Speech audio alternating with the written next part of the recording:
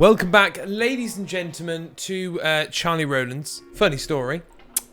I recorded this video already and on the phone because it was one of my points about gear, but then the footage all corrupted because the phone overheated.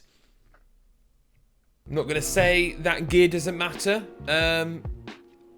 because it does. So yes, I decided to open up the blind today just for the sheer factor I could use a little bit of light after the big sorrow of losing all my footage. So welcome back again, and like I said at the start or in the title, today's video is all about how to make a YouTube video, even though the last one failed. That's right, today we're going to be learning about how to make a YouTube video. And I know there's 1,000 videos about this whole topic and how you make a YouTube video, but today I wanted to look into the fundamentals of how to make a better YouTube video, whether that's a YouTube video for gaming, for your vlogs, for your beauty videos, or anything like that, and how the fundamentals are probably the most important part of it. So just jumping straight into it, the first point that I have on this topic is about gear. That's right, gear is so important when it comes to making a good video, and how just a little bit extra can change everything. That's right, even if I turn off this £25 light here,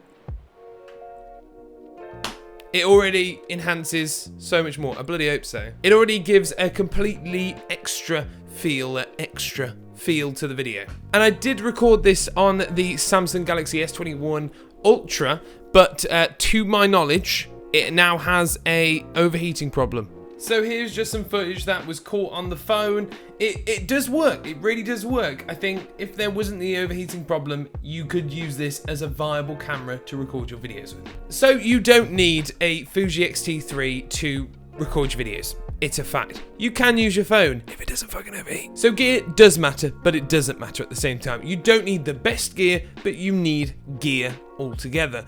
So whether you decide to get an old DSLR camera that reshoots 1080p to 4K video, you can pick up for a couple of £100, or you could get a phone, not the Samsung S21 Galaxy Ultra at the moment because it's got an overheating problem, but if you got a phone on contract, that would probably be the easiest way about going around getting a camera for kind of, you know, your camera.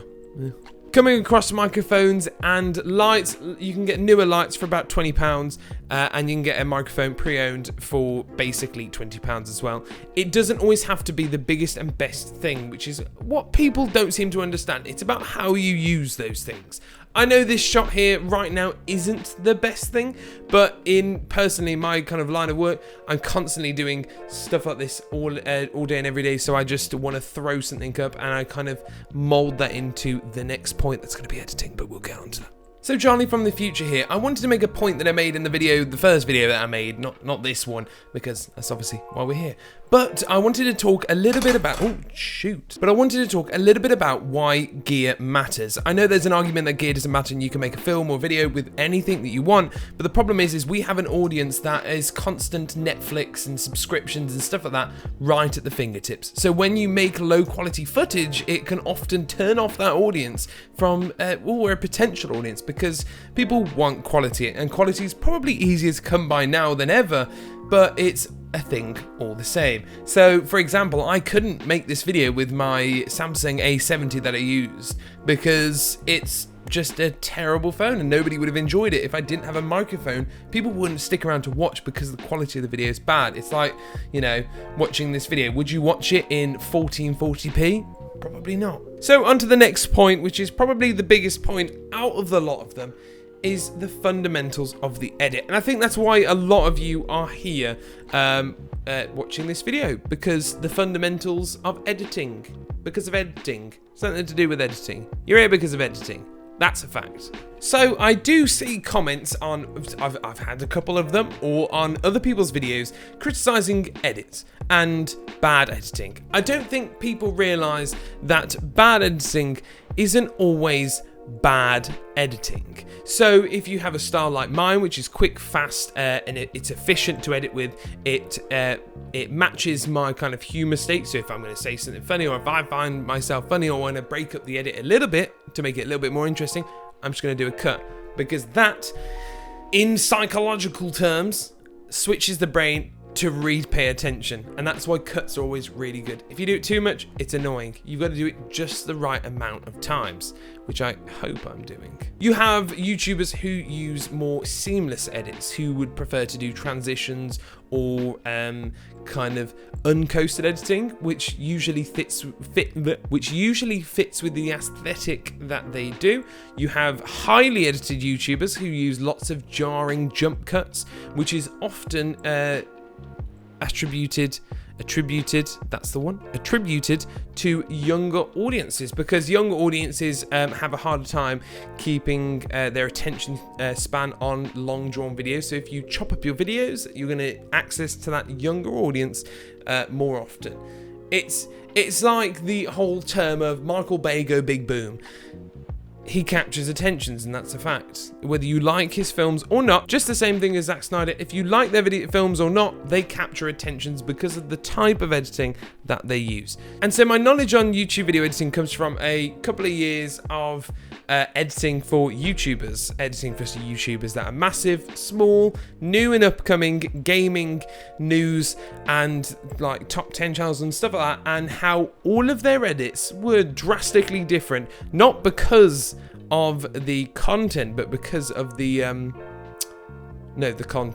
content. For example, I had two gamers, and one of their personalities was softer spoken and more carrying, which meant the transitions were a lot more smooth and clean, when the other one was more informative and long form. What the fuck are you trying to say, Charlie? So that meant their content needed more cutting, and the drastic cuts would help the content move along, help the video move along. God, I hope that made sense. I hope somebody finds this interesting. It's not very interesting. It's the fundamentals of video editing. So that is my second point. Maybe I didn't go into that further enough. So if there's a part 2 on the fundamentals of video editing and you guys want to see that, make sure to let me know, because I don't know if I even explained it. To be honest, some of you guys, which thank you to everybody new, some of you guys and gals who watch my videos seem to get information from them. I don't know how you do, but you do. And so my last tip is honestly probably one that I see the opposite of far too much, and that's all this plan the video you're going to talk about. That isn't always the case. Yes, plan subjects or topics that you want to talk about, but don't overthink it. Overthinking edits and videos can probably be the most destructive thing ever. It will take lots of time that you don't have yet. When you start getting paid for it, then, go ahead. But when you're starting out, don't overthink it. Don't overthink the edit, because a lot of the time you can pick and cut too much that it just becomes destructive. And 3, don't worry about workarounds. Use presets, use transition packs, use everything you can get your hands on for free to elevate your edit to the next level. So, ladies and gentlemen, I hope this video was helpful. I don't know if it was. I hope it was. I just feel like I rambled. Like I said, I recorded this already. I hope it's good. Make sure to like, comment for my sanity's sake, and I will see you in the next one. Oh yeah, by the way, I'm working on a video series all about learning video editing. I'm going to do it from the basics, so if that's something you're interested, make sure to let me know down below, and I'll see you in the next one.